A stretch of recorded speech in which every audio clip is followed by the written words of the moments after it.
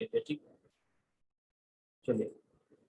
अभी क्या था कि हम लोगों के पास में मैं आपको बोला था SiO2 is added as a flux, क्योंकि ये खुद एक एसिडिक होता है जहाँ पे बेसिक इम्प्योरिटी होगा वहाँ पे, और ये खुद भी एक इम्प्योरिटी अगर होगा तो इसमें हम लोग MgCO3 या CH CO3 एक बेसिक फ्लक्स ऐड करते हैं, क्योंकि ये कैसा होता है, ये एसिडिक नेचर का होता है। ठीक है, तो हम लोगों को स्लैग मिल जाता है। तो ये बातें हम लोग पिछले क्लास में किए थे, अभी हम लोग बातें करेंगे रिडक्शन की। ठीक है, तो कुछ रिडक्शन में हम लोग कौन कौन और कैसे कैसे यूज कर सकते हैं बेटा। तो सबसे पहला कार्बन हम लोग यूज करते हैं, बेसिक तो चीजें कार्बन और CO को लेके हम लोग यूज कराते हैं। तो carbon is used as a reducing agent. तो हम लोग कब कब कार्बन को यूज कर सकते हैं, in the oxides of the these metals, zinc होगा, कॉपर है, टिन है, लेड है। ठीक है ना, PbSnCu, जिंक, इनके मेटल, इनके ऑक्साइड्स को मेटल में अगर हम लोग को कन्वर्ट करना है तो we can use carbon as a reducing agent. ठीक है ना, तो रिएक्शन तो बेसिक होता है, सबको पता है, PbO प्लस सी होगा तो Pb प्लस CO। तुम लोगों को मेटल मिलेंगे, प्लस में क्या होगा, CO निकलेगा। ठीक है ना, प्लस में क्या होता है, CO निकलता है। ठीक है, इस रिएक्शन में जो CO प्रोड्यूस होता है, CO प्रोड्यूस्ड इज ऑल्सो, वो भी कैसे काम कर सकता है, that can also act as reducing agent. तो जितने भी हम लोग ऊपर मेटल के ऑक्साइड्स को यूज किए, they all can be treated with metal, और इनको बेटा ये किस में कन्वर्ट कर देगा बेटा, आयन मेटल में कन्वर्ट करके देगा। ठीक है ना, Fe2O3, Fe2O4, ठीक है ना, PbO, CO, इन सबको बेटा हम लोग CO से ट्रीट कराते हैं तो भी हम लोगों को मेटल मिल जाता है। ठीक है, क्लियर सबको। इसके अलावा कुछ मेटल्स में हम लोग हाइड्रोजन को यूज कर सकते हैं as a reducing agent. Hydrogen कहाँ कहाँ पे यूज करता है, जनरली टंगस्टन और मोलिब्डेनम के ऑक्साइड्स प्रोड्यूस करने के लिए। ठीक है, हम हमारे पास में क्या टंगस्टन और मोलिब्डेनम का ऑक्साइड है, तो हम लोग वहाँ पे क्या कर सकते हैं, we can use hydrogen as a reducing agent. ठीक है, तो रिएक्शन तो कॉमन ही है, इनके ऑक्साइड्स हम लोग लेंगे तो हमें मेटल मिलेगा प्लस वाटर निकल जाएगा। ठीक है, कुछ जगह पे हम लोग एल्यूमिनियम को यूज करते हैं एज अ रिड्यूसिंग एजेंट। समझ रहे में क्या बोल रहा हूँ, तो एल्यूमिनियम जो होता है that is use with titanium, chromium और एमैन। ठीक है, इसका रिएक्शन जो होता है वो कैसा होता है, काफी ज्यादा एक्टोथर्मिक होते हैं। इस प्रोसेस को एल्यूमिनोथर्मिक प्रोसेस और गोल्ड स्मिथ प्रोसेस भी बोलते हैं। ठीक है ना, इस प्रोसेस को हम लोग एल्यूमिनोथर्मिक और गोल्ड स्मिथ प्रोसेस के नाम से भी हम लोग इसको जानते हैं। It is highly ectothermic process. ठीक है, तो हम लोग कौन से मेटल्स को रिड्यूस कर सकते हैं, टाइटेनियम, क्रोमियम और एमैन। ठीक है ना, these are the metals which can be reduced with aluminium. ठीक है, तो यही चीजें आपको याद रखना है, कौन से वाले चीज से हम किसको रिड्यूस कर पा रहे हैं। नेक्स्ट इज ऑटो रिडक्शन और सेल्फ रिडक्शन प्रोसेस। तो ये कहाँ कहाँ होते हैं, एक तो हम लोगों के पास में Cu2S कॉपर ग्लास का, जब हम लोग इसको बेटा क्या करवाए थे, हम लोग इसको हीट किए थे विद एयर। हम लोग क्या करवाए, रोस्टिंग किए कि कैल्सिनेशन किए, रोस्टिंग, है ना। तो हम लोग रोस्टिंग कराए तो हम लोगों को मिला ऑक्साइड, और जो ऑक्साइड बनता है कॉपर का, तो वो कैसे काम करता है, it act as a reducing agent. तो Cu2S that act reacts with Cu2S to form Cu। ठीक है, और जो कॉपर मिलता है उसको हम लोग बोलते हैं ब्लिस्टर कॉपर। अब ब्लिस्टर कॉपर क्यों बोलते हैं, क्योंकि SO2 निकलता है, SO2 गैस निकलेगा तो that produces blisters on the surface. तो निकलेगा तो बबल्स की फॉर्म में निकलेगा और क्या कर देगा बेटा, ब्लिस्टर्स ये प्रोड्यूस कर देता है ऑन क्वेश्चन द ये ऊपर। क्वेश्चन आया था सर कि Cu ब्लिस्टर क्यों होता है, SO2 की वजह से या CO2 की वजह क्या बोल रहे हो, SO2 की वजह से, बिल्कुल SO2 निकलता है तो SO2 की वजह से होता है। से? सर मैं ये कह रही हूँ कि ये क्वेश्चन आया था 2020 में। ठीक है ना। तो क्या होगा बेटा, इसको हम लोग ब्लिस्टर कॉपर बोलते हैं। क्लियर ना, ब्लिस्टर कॉपर क्यों बोलते हैं, क्योंकि SO2 निकलता है and it produces blisters on the surface. जब गैस निकलेगा, खुद से सोचो कि मेटल से गैस निकलेगा तो ब्लिस्टर्स तो बनेंगे ही बनेंगे। ठीक है ना, नेक्स्ट हम लोगों के पास में गैलिना है, हम लोग इसका भी करा सकते हैं PbS, क्योंकि इसका जो हम लोग रोस्टिंग करवाते हैं तो हम लोगों को मिलता है PbO, और PbO act as a producing agent with PbS it gives Pb। ठीक है, या फिर हम लोग इसका रिएक्शन जो है PbS का, हम लोग PbO2 से रिएक्शन करके PbSO4 भी बना सकते हैं। PbSO4 भी एक्ट करता है reducing agent with PbS to form Pb and SO2। ठीक है, समझ रहे हैं क्या बोल रहा हूँ। ठीक है सर, तो ये बेसिक कहानी रहता है जो हम लोग फॉलो करते हैं। ठीक है, देखो हम लोग क्या क्या फॉलो करते हैं, हमको समझ में आया था मैं क्या बोल रहा था। हम लोग पहला स्टेप क्या होता है, कैल्सिनेशन। हम लोग क्या करते हैं पहले, पहला स्टेप क्या होता है, सबसे पहला स्टेप क्या होता है, जो हम लोग क्रशिंग 70 में और स्टार्टिंग किए थे, तो सबसे पहले क्या था, कॉन्सेंट्रेशन था। क्रशिंग पहले क्रशिंग ग्राइंडिंग था, फिर कॉन्सेंट्रेशन था। उसके बाद में क्या करवाएंगे हम लोग, जो मेटल मिलेगा उसको ऑक्साइड में कन्वर्ट करेंगे, ऑक्साइड को रिड्यूस करेंगे, रिड्यूस करने के बाद में रिफाइनिंग करेंगे। ये 4 प्रोसेस होते हैं, तो 3 प्रोसेस हम लोग डिस्कस कर चुके हैं। हम लोग पहला स्टेप डिस्कस कर चुके हैं, दूसरा हम लोग क्या करते हैं, कंसंट्रेशन कैसे कराते हैं वो डिस्कस कर चुके हैं। उसके बाद का जो तीसरा स्टेप होता है कंसंट्रेशन के बाद का, वो क्या है, वो स्टेप है कि हम लोग क्या करेंगे, ऑक्साइड में कन्वर्ट करेंगे। ऑक्साइड में कन्वर्ट करेंगे। वो हम लोग कन्वर्ट कर चुके कैल्सिनेशन और रोस्टिंग के प्रोसेस को, तो उसमें जो भी किया जाएगा वो डिस्कस हो गया। अब हम लोग रिडक्शन कैसे करवाते हैं वो डिस्कस कर चुके, ठीक है ना। अब यही प्रोसेस को यूज करके हम लोग कुछ मेटल्स के बारे में पढ़ेंगे। उसमें सबसे ज्यादा इंपोर्टेंट एक्सट्रैक्शन ऑफ आयरन ही है, बाकी चीजें बहुत आसान है आयरन के अलावा। हम लोग एल्यूमिनियम का भी पढ़ते हैं, जिंक का भी पढ़ते हैं और कॉपर का पढ़ते हैं, चार हम लोग पढ़ते हैं। तो चारों में सबसे आसान कौन, सबसे ज्यादा जो पार्ट ज्यादा पूछे जाने वाले हैं और सबसे इंपोर्टेंट जो टर्म है वो एक्सट्रैक्शन ऑफ आयरन है, ठीक है। बाकी आप एनसीईआरटी से पढ़ेंगे तो काम चल जाएगा। एनसीईआरटी से पढ़ने से तो इसको भी काम चल जाएगा, सारी चीजें एनसीईआरटी में लिखी हुई है, ऐसा नहीं है कि कुछ नहीं लिखा हुआ है, ठीक है ना। एक्सट्रैक्शन ऑफ आयरन जो हम लोग करवाते हैं वो कौन से फर्नेस में करवाते हैं आप जानते हैं, है ना।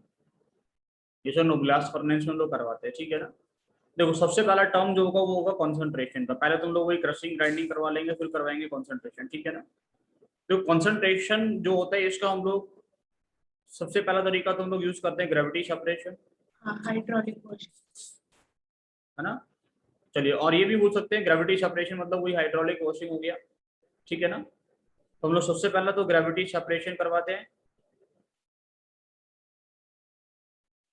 और दूसरा हम लोग इसमें क्या करवाते हैं, फ्रोथ फ्लोटेशन। फिर इसमें तो मैग्नेटिक सेपरेशन हो सकता ठीक है ना। मैग्नेटिक देखो अब होने को तो हम लोग अब based on the impurity magnetic separation भी करवा सकते हैं, हो सकता है उसमें कुछ इम्प्योरिटीज को हम लोग अलग कर लेंगे किससे, ग्रेविटी सेपरेशन से। अगर सल्फाइड ओर्स वगैरह उसमें प्रेजेंट है तो उसको हम लोग कर लेंगे फ्लोट फ्लोटेशन से अलग कर लेते हैं, ठीक है ना। उसका में करवाते हैं कैल्सिनेशन। कैल्सिनेशन करवाने से क्या होगा, सबसे पहला मॉइस्चर निकल जाएगा। दूसरा इसमें कुछ इम्प्योरिटीज होते हैं फॉस्फोरस, आर्सेनिक, सल्फर का, वो निकल जाता है in the form of their oxides, volatile oxides तो हमें निकल जाएगा। ये रिएक्शंस में पहले करा चुका हूँ, तुम याद करो ना। तुम लोग जब रोस्टिंग का प्रोसेस करवाया था तब लिखवाया था कि कुछ जगह रोस्टिंग जो होता है वोलेटाइल कंपाउंड्स, नॉन मेटल जो होते हैं हम लोगों के पास में, उनको एज अ वोलेटाइल कंपाउंड निकालने में भी हेल्प करता है, ठीक है ना। तो एसिड है, P4 है, आर्सेनिक है, ठीक है। तीसरा काम क्या होता है बेटा इस प्रोसेस में, जो FeO होता है that is converted into Fe2O3, ठीक है। कार्बोनेट्स वगैरह होते हैं उनको भी हम लोग आयरन के ऑक्साइड में कन्वर्ट कर लेते हैं, बेसिक कहानी आप लोग जानते ही है सब ना, सुनना रहे कि नहीं यार। और जो फाइनल प्रोसेस होता है वो होता है स्मेल्टिंग का, और स्मेल्टिंग जो हम लोग करते हैं इसका वो किस में करवाते हैं बेटा, ब्लास्ट फर्नेस में करवाते हैं, ठीक है ना। ब्लास्ट फर्नेस में टोटल 5 जोन होते हैं, उन 5 जोन को हम लोग डिस्कस करेंगे, ठीक है सर। 5 जोन होते हैं इसमें ना, उसमें क्या क्या प्रोसेस होता है आपको दिख रहा होगा, अलग अलग प्रोसेस होता है। हम लोग चारों पांचों जोन का प्रोसेस क्या होता है हम लोग वो पढ़ेंगे, ठीक है ना। सबसे पहला जोन होता है बेटा वो होता है कंबशन जोन, है ना। है। हमारे कंबशन जोन जो है बेटा वो यहाँ का इधर ये वाला जोन, यहाँ पे जो है वो कंबशन जोन है, ठीक है ना। यहाँ वाला जोन है वो कंबशन जोन। यहाँ से क्या करते हैं बेटा हम लोग, यहाँ से इसके अंदर ऑक्सीजन गैस इंसर्ट कराते हैं, ठीक है ना। अंधारे में क्या बोल रहा हूँ, ठीक है। तो क्या होता है इस जोन में, ये जो है बेटा वो क्या करेगा, इट लाइज, इसका टेम्परेचर 1423 से 1673 के आसपास के बीच का होता है। इसमें क्या होता है जो CO2 गैस प्रोड्यूस होता है वो कार्बन से रिएक्शन करके CO में कन्वर्ट, कहाँ चला गया, देखो पहला जोन जो होता है वो क्या होता है, कंबशन जोन, ठीक है ना। 15 इस जोन का टेम्परेचर बेटा कैसा होता है, काफी ज्यादा टेम्परेचर 2170 केल्विन के आसपास, ठीक है। इसमें क्या होता है जो कोक होता है बेटा वो ऑक्सीजन से रिएक्शन करके CO2 बनाता है ना। ये प्रोसेस कैसा होता है, एक्सोथर्मिक है, हाई अमाउंट ऑफ हीट निकलेगा, तो इस जोन का टेम्परेचर कैसा होता है, काफी ज्यादा होता है, ठीक है ना। इसका टेम्परेचर कैसा होगा, अराउंड 2170 केल्विन होता है, ठीक है। अब CO2 जो गैस निकलेगा वो ऊपर की तरफ मूव करेगा, ऐसा नो। CO2 गैस जैसे ऊपर की तरफ मूव करता है तो बेटा वो क्या करते हैं, नेक्स्ट में जाके जो कोक होता है उससे रिएक्शन करते हैं, दैट फॉर्म्स CO गैस, ठीक है ना। और ये जो प्रोसेस है वो कैसा है, दिस इज एंडोथर्मिक प्रोसेस। इस स्टेप में हीट जो होता है वो एब्जॉर्ब होता है, कुछ हीट टेम्परेचर कम होगा। इस जोन का जो टेम्परेचर होता है that lies from 1423 to 1673 kelvin, ठीक है ना, इसके बीच में लाइक करता है। 15 में क्या बोल रहा हूँ, ठीक है। नेक्स्ट क्या होता है बेटा, जोन ऑफ स्लैग फॉर्मेशन, ठीक है ना। इस जोन में क्या होता है बेटा, जो CaCO3 होता है लाइमस्टोन जो होगा वो डिकम्पोज करके CO बनाते हैं, और CO react with SiO2 to form CaSiO3 slag बनता है, ठीक है सर। जो स्लैग बनेगा वो नीचे मूव करेगा, यस सर, ठीक है सर। फंगारे में क्या बोल रहा हूँ। यस सर, चलिए, फिर क्या होता है नेक्स्ट हम लोगों के पास में जो है वो है रिडक्शन जोन, है ना, zonal reduction. This is the upper part of the furnace, जहाँ पे टेम्परेचर क्या होता है बेटा 500 से 900 केल्विन के बीच में लाई करता है, ठीक है ना। बट इसमें क्या होता है हम लोग जितने भी ऑक्साइड्स होते हैं उन सबको रिड्यूस करके FeO में कन्वर्ट कर लेते हैं। Oxides of iron are converted into FeO, Fe2O3 होगा, Fe3O4 होगा, वो CO से रिएक्शन करके FeO में कन्वर्ट होता है, ठीक है सर। अब जो FeO होता है बेटा उसको हम लोग फिर से CO से डील करवाते हैं, तब जाके हमें Fe मिलता है। लेकिन ये रिएक्शन होता है अराउंड 1123 केल्विन पे, इसको हम लोग कंप्लीट रिडक्शन प्रोसेस बोलते हैं, ठीक है। एक हम लोग डायग्राम से चीजें देखते हैं तब जाके समझ में आएगा तुमको। देखिए इधर होते क्या है सर, हम लोगों के पास में सबसे पहले ये वाला जोन आपको दिख रहा है यहाँ पे, है ना। यहाँ पे क्या हुआ, यहाँ पे सबसे पहले क्या होगा, हम लोग कार्बन C+O2 और रिएक्शन करके CO2 बनाएगा, CO2 ऊपर मूव करता है, कोक से रिएक्शन करके यहाँ पे किसमें कन्वर्ट होता है, CO में, ठीक है ना। थोड़ा सा और ऊपर की तरफ मूव करेंगे हम लोग, यहाँ पे थोड़ा सा हम लोग क्या करें, थोड़ा सा और ऊपर की तरफ मूव करेंगे तो क्या होता है स्लैग फॉर्मेशन जोन इसके आसपास में। यहाँ पे क्या होगा, CaO जो होगा वो SiO2 से रिएक्शन करके CaSiO3 बनाएगा, ठीक है ना। वो जो रिएक्शंस में लिखा हूँ वही लिखा हुआ है कि ये जो होंगे CO3 डिकम्पोज करता है CaO में और यहाँ स्लैग बनता है, ठीक है ना, यहाँ पे इस जोन में। समझ आ रहा है कि नहीं आ रहा। यस सर, बट ये जो अपर लेयर होता है ये वाला पार्ट, इसमें क्या होता है जो ऑक्साइड्स होते हैं वो FeO में कन्वर्ट होते हैं। जो भी ऑक्साइड्स है वो कहाँ पे कन्वर्ट होंगे, ये वाले जोन में FeO में कन्वर्ट होते हैं।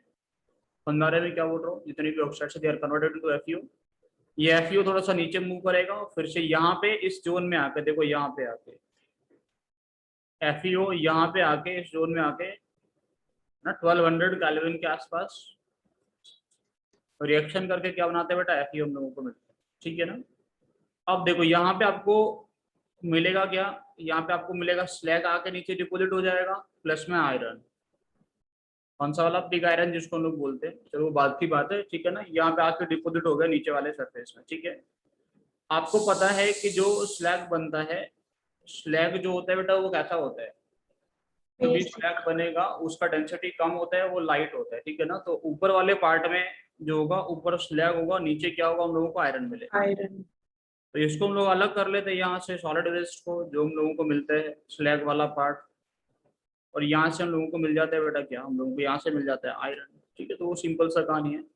आप ये भी याद रखिएगा कौन से वाले जोन में क्या क्या बेसिक रिएक्शंस है। ज़्यादातर ये रिएक्शंस पूछे नहीं जाते हैं, है ना, लेकिन फिर भी बेसिक चीज़ें हैं कि आप याद रखेंगे कि पहले क्या कर रहे हैं हम लोग, क्या क्या चीज़ें करा रहे हैं, कैसे कैसे रिएक्शंस चल रहा है, ठीक है।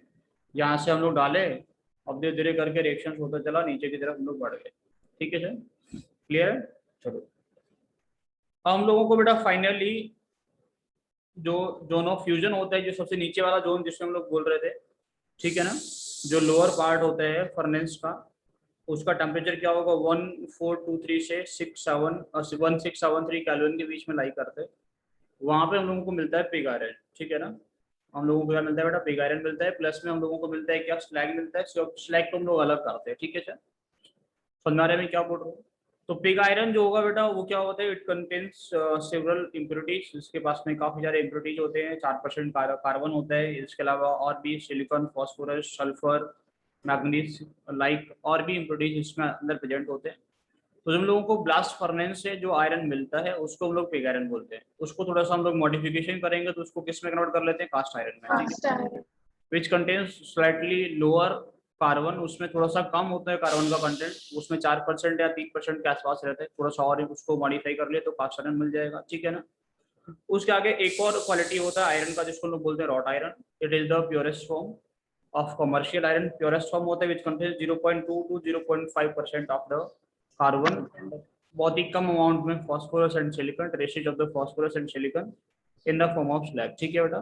दूसरा बात, ये भी पॉइंट थोड़ा पढ़ने लायक इंपॉर्टेंट है, आप इसको सही से पढ़िएगा, क्योंकि इसमें जो कार्बन होता है that is present in the form of graphite, किसकी फॉर्म में होता है, कार्बन जो होता है वो ग्रेफाइट की फॉर्म में होता है, और partially as a cementite Fe3C की फॉर्म में प्रेजेंट होता है ना। तो ग्रेफाइट या सीमेंटाइट की फॉर्म में जो कार्बन होता है जो 0.2 to 0.5% होता है, वो इन दोनों फॉर्म में से किसी भी फॉर्म में मिल जाता है, ठीक है सर, जो रॉट आयरन के अंदर कार्बन होता है।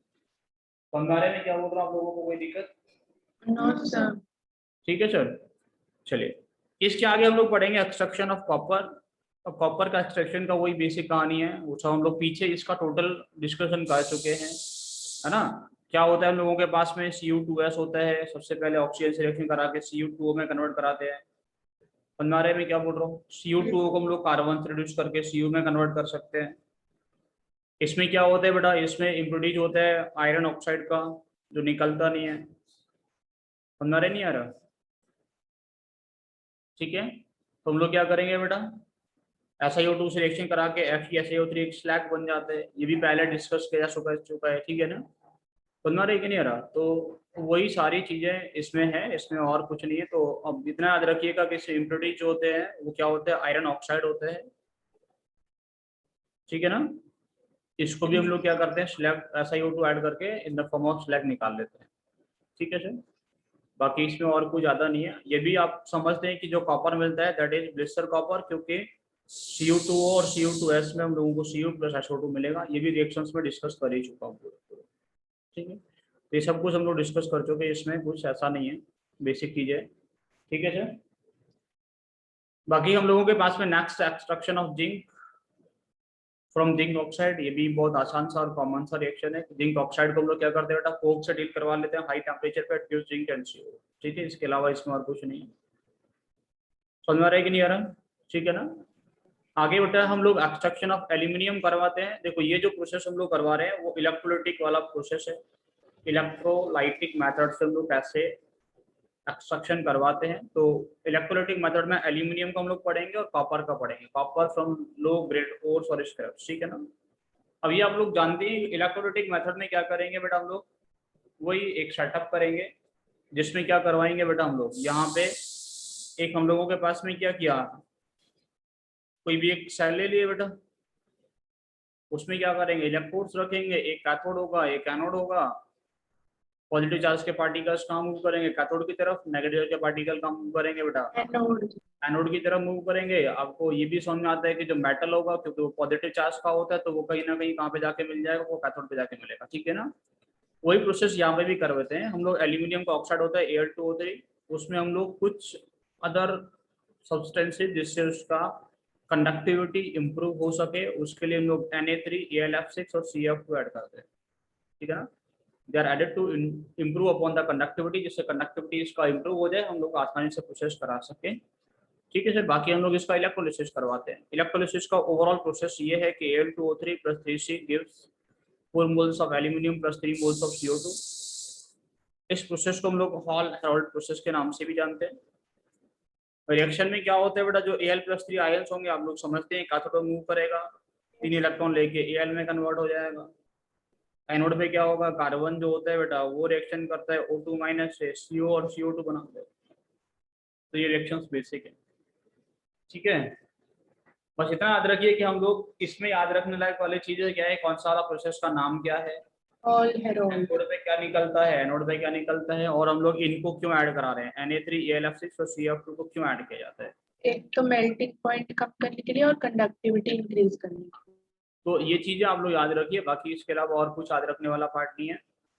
दूसरा, 4 ऑप्शन देके यही पूछ सकता है क्या ऐड किया जाता है ना, या फिर इनको क्यों ऐड किया जाता है, वही सारे क्वेश्चंस बनते हैं, और तो कुछ बनने का चांस नहीं होता। Next copper from low grade ores, ये भी हम लोग बेटा क्या करते हैं, हम लोग ये भी हम लोग क्या बोलते हैं, इलेक्ट्रोलाइटिक तरीके से ही निकालते हैं, ठीक है सर। इलेक्ट्रोलाइटिक मेथड से भी हम लोग कॉपर निकाल सकते हैं फ्रॉम लो ग्रेड ओर्स और स्क्रैप से। उससे भी क्या होगा, जो कॉपर होगा हम वही बेटा क्या करवाएंगे, इलेक्ट्रोलिसिस करवाएंगे हम लोग। बनवा रहेंगे नहीं यार, इलेक्ट्रोलिसिस करवाएंगे तो Cu2 प्लस कहाँ पे मिल जाएगा हम लोगों को, कैथोड पे जाएगा, प्रोड्यूस करके कॉपर दे देगा। वही बेसिक कहानी है, ठीक है सर।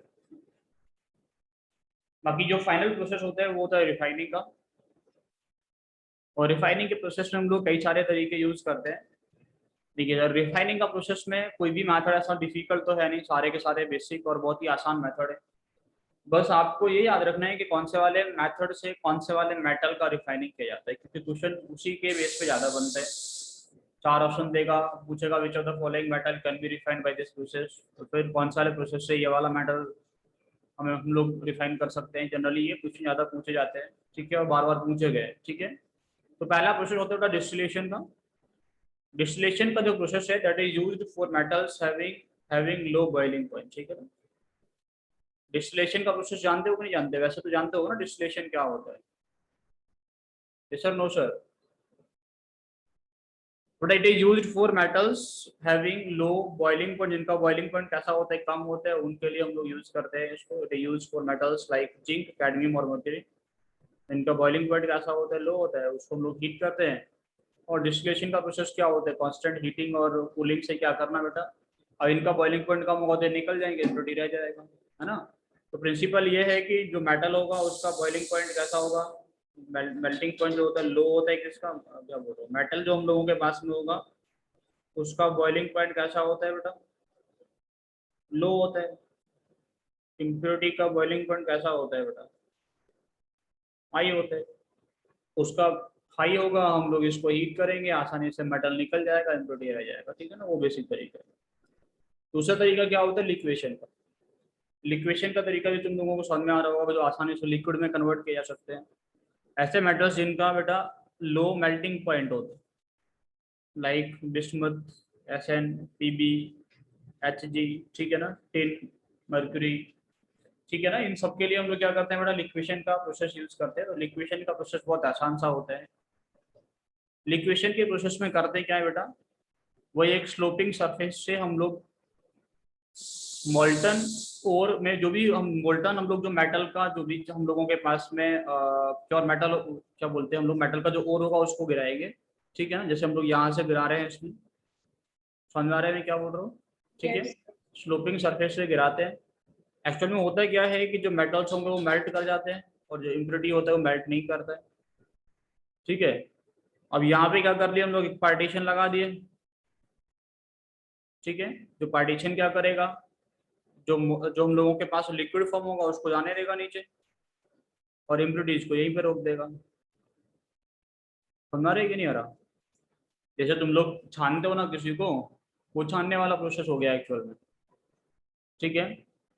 तो Yes, sir. एक्चुअल में क्या होगा, जो लिक्विड होगा वो निकल जाएगा, जो सॉलिड पार्टिकल्स होंगे वो नहीं निकल पाएंगे, वो रुक जाएंगे। तो वही प्रोसेस है, सिंपल सा लिक्वेशन के प्रोसेस से वही हम लोग करते हैं। यहाँ पे हम लोगों ने फर्नेस वगैरह यूज किया है कि कुछ इम्प्योरिटीज जो वॉलेटाइल होंगी वो भी निकल यहाँ से, ठीक है।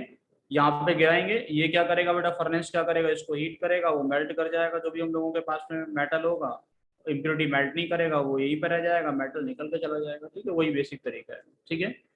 या फिर हम लोग मोल्टन डाल लीजिए, या फिर जो भी तरीका, अलग अलग तरीके से हम लोग स्लोपिंग सरफेस पे गिरा सकते हैं, मेल्ट करके गिरा सकते हैं या फिर गिरा के मेल्ट कर सकते हैं, तुम्हारी मर्जी है, ठीक है सर। नेक्स्ट मेथड होता है जोन रिफाइनिंग। इसके बारे में हम लोग जानते होंगे, it is generally use for semiconductors, germanium, silicon, gallium, इन सब के लिए हम लोग यूज करते हैं, ठीक है। ये सबसे ज्यादा पूछे जाने वाला तरीका में से एक है, जोन रिफाइनिंग से क्वेश्चन बहुत ज्यादा पूछे भी जाते हैं, ठीक है। बट ये क्या होता है कि ये प्रिंसिपल बेस्ड है कि हम लोगों के पास में जो इम्प्योरिटी होगा, इम्प्योरिटी, ठीक है ना, impurity is more soluble, impurity is more soluble in molten state।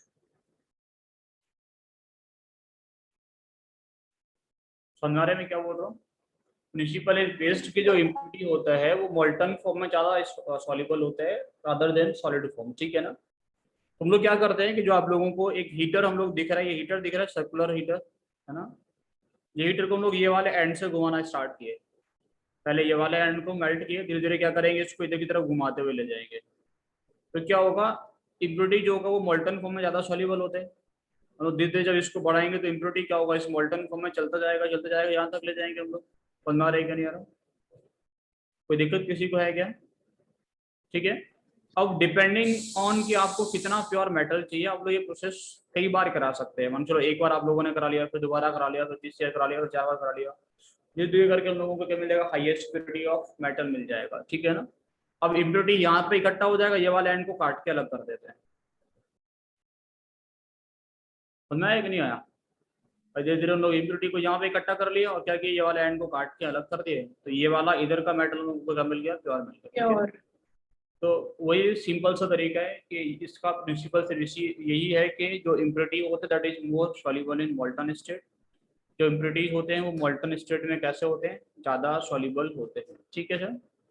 कौन से मेटल्स को हम लोग यूज कर सकते हैं, जर्मेनियम, गैलियम, सिलिकॉन। आप लोग मेटल्स का नाम जरूर याद रखिएगा, यहाँ पे कौन से मेटल्स को हम लोग यूज करा रहे हैं, यहाँ पे कौन से मेटल्स को हम लोग निकाल पा रहे हैं, वो चीज़ आप जरूर याद रखिएगा, ठीक है सर। चलिए सर, इसके आगे हम लोगों के पास में है नेक्स्ट इलेक्ट्रोलिसिस और इलेक्ट्रोलिटिक रिफाइनिंग।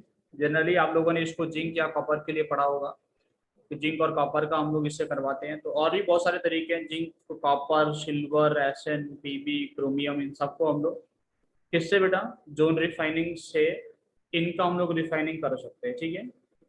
तो ये तो बहुत आसान होता है कि हम लोगों के पास में जो एनोड होता है उसको हम लोग इम्प्योर मेटल को रखते हैं और कैथोड पे हम लोगों को प्योर मेटल मिलता है। कोई भी एक सॉल्यूशन ले लेंगे, कॉपर सल्फेट या डिपेंडिंग के जो हम लोग मेटल यूज कर रहे हैं उसी का सॉल्ट ले लें, समझ रहे कि नहीं आ रहा, जो भी मेटल का हम लोग रिफाइन करा रहे हैं उसका सॉल्ट ले सकते हैं, वो ज़्यादा बेटर रहेगा, ठीक है। तो आप लोग जानते हैं कि ये जो है हम लोगों के पास में यहाँ पे क्या होगा बेटा, ऑक्सीडेशन का प्रोसेस होता है एनोड पे। तो यहाँ पे मान के चलो तुम लोगों ने कॉपर लिया, तो ये कॉपर क्या करेगा, copper will give you Cu2 plus plus 2 electron. ये 2 इलेक्ट्रॉन इस वायर से ऐसे मूव करेगा, यहाँ से जाके Cu2 प्लस 2 इलेक्ट्रॉन को गेन कर लेगा और किसमें कन्वर्ट हो जाएगा, Cu। बेटा यही कॉपर Cu2 प्लस यहाँ से मिलेगा आपको, वही घूम के यहाँ पे जाके इस पर डिपोजिट होते जाता रहता है, और जो इम्प्योरिटी जिसके अंदर होंगी वो कहाँ पे आ जाएंगी, that will come into the solution. तो वो तो जाएगा नहीं ना एनोड कैथोड की तरफ, क्योंकि उसका थोड़ी हम लोग उस इलेक्ट्रोलिसिस करा रहे हैं, समझा रहे कि नहीं आ रहा, उसका थोड़ी ऑक्सीडेशन रिडक्शन का प्रोसेस हो रहा है। वो क्या करेगा, that will come into the solution, वो निकल निकल के कहाँ जाएगा, सॉल्यूशन में आ जाएगा, और प्योर कॉपर जो होगा या प्योर मेटल जो होगा हम लोगों को कैथोड में मिल जाता है। सिंपल सा रिफाइनिंग होता है, ठीक है। तो लास्ट हम लोगों के पास होता है वेपर फेस रिफाइनिंग। ये भी एक अच्छा तरीका है, ठीक है। इसमें दो चीजें हम लोग पढ़ते हैं, एक तो मॉन्ट प्रोसेस है और एक वैन आर्केल मेथड है, दो ही हम लोग इसमें पढ़ते हैं, ठीक है सर। तो वेपर फेस रिफाइनिंग में क्या होता है, this process involves the following, ये दो स्टेप्स को इन्वॉल्व करता है। पहला, conversion of metal into volatile compound. हम लोग क्या करते हैं, किसी मेटल को सबसे पहले किसी वोलेटाइल कंपाउंड में कन्वर्ट कर लेते हैं। अब वोलेटाइल कंपाउंड मिला हम लोगों को तो क्या करेगा बेटा, वो निकल के चला जाएगा, उसको आप लोग कलेक्ट कर लोगे, हमारे इम्प्योरिटी इसी के अंदर रह जाएगा, यहीं पे इम्प्योरिटी रह गया, वोलेटाइल कंपाउंड निकल के चला गया, ठीक है। सबसे पहला काम क्या किया, आप लोग उसको वोलेटाइल कंपाउंड में कन्वर्ट कर लिए। वोलेटाइल कंपाउंड में कन्वर्ट करने से क्या होगा बेटा, कंपाउंड जो वोलेटाइल होगा उसको अलग अलग कर देंगे, इम्प्योरिटी उधर ही रह जाएगा। अब क्या होगा, जो वोलेटाइल कंपाउंड करना है उसका डिकम्पोजिशन, ठीक है ना, टू गेट प्योर मेटल, उसका डिकम्पोजिशन करा लेते हैं और प्योर मेटल मिल जाता है।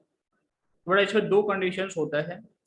पहला कंडीशन तो ये होता है कि जब हम लोग उसको मेटल से एक वोलेटाइल कंपाउंड में कन्वर्ट करेंगे तो ऐसे किसी भी कंपाउंड, किसी भी एलिमेंट के साथ में या किसी भी कंपाउंड के साथ में रिएक्शन करवाएंगे जो क्या होगा, इजीली फ्यूजिबल कंपाउंड का फॉर्मेशन करे, मतलब ऐसा कंपाउंड बने जो आसानी से डिकम्पोज कर जाए, समझ में आ रहा है कि यार। अब डिकम्पोज जो डिकम्पोजिशन वो करवाते हैं, या तो वो थर्मल डिकम्पोजिशन करवाते हैं, ठीक है ना, या हम लोग कोई भी तरीके से करवाएं, एक्चुअल में उसको हीट तो किया ही जाएगा डिकम्पोजिशन जब करवाएंगे हम लोग। डिकम्पोजिशन का प्रोसेस कैसा होता है, एंडोथर्मिक, अमाउंट ऑफ एनर्जी चाहिए तो हमें उसको हीट करना पड़ेगा। तो हम लोग मेटल भी ऐसा लेते हैं कि उसका मेल्टिंग पॉइंट कैसा होगा, काफ़ी ज़्यादा होता है, लो मेल्टिंग पॉइंट का होगा, तो फिर हम लोग उसका डिकम्पोजिशन आसानी से नहीं करा सकते। तो ऐसा metal which have high melting point those can be refined by vapour face refining, ठीक है ना। तो इसमें सबसे पहला प्रोसेस जो है वो है मॉन्ट प्रोसेस। मॉन्ट प्रोसेस में वो निकल या आयरन का रिफाइनिंग करवाते हैं। इस प्रोसेस में क्या होता है, जैसे निकल हम लोगों के पास में उसको हम लोग CO के साथ में ट्रीट करा देते हैं, तो वो एक कंपाउंड होता है NiCO4, it is volatile compound, आसानी से निकल जाएगा। Reaction takes place from 50 to 80 degree Celsius. और NiCO4 को जैसे हम लोग क्या करते हैं बेटा, 180 से 200 डिग्री सेल्सियस के आसपास हीट कर देते हैं, दैट गिव्स यू निकल बैक, वो आपको वापस निकल दे देगा। तो इम्प्योरिटी रह गया, इम्प्योर निकल से किस में कन्वर्ट कर लिया हम लोग, प्योर। कन्वर्ट कर लिए, ठीक है ना। एक प्रोसेस और होता है जिसको हम लोग बोलते हैं van Arkel method, that is used for zirconium, titanium, hafnium, vanadium, silicon, beryllium, इन सब के लिए यूज किया जाता है, ठीक है ना। हो सकता है सिर्फ आपने अभी तक से जर्कोनियम के लिए पढ़ा होगा, जर्कोनियम के लिए हम लोग वैन आर्केल मेथड पढ़ते हैं क्योंकि एनसीईआरटी में सिर्फ यही रिएक्शन लिया हुआ है। तो रिएक्शन तो आप यही पढ़िए और कुछ पढ़ने का जरूरत भी नहीं है। बस आप याद रखिए कि हम लोग और कौन से मेटल्स को वैन आर्केल मेथड से रिफाइनिंग करा सकते हैं, या फिर हम लोग मॉन्स प्रोसेस से कौन से मेटल्स का रिफाइनिंग करवा सकते हैं। बट इसमें क्या किया गया, जर्कोनियम का आयोडीन से रिएक्शन करवाया गया, जेड फॉर्म ZiI4 ZrI4 ये बना, it is a volatile compound, ठीक है। निकल जाएगा, इसको लोग हीट करवा देंगे 1800 डिग्री सेल्सियस पे। अब आप ये भी समझिए कि पहले वाले प्रोसेस से हम लोग उन मेटल्स का करा सकते हैं जो एक तो CO के साथ में ऐसा कंपाउंड बनाए जो कैसा होगा, आसानी से फ्यूज किया जा सकता है, प्लस में उसका जो मेल्टिंग पॉइंट होगा वो इस रेंज से ऊपर का हो।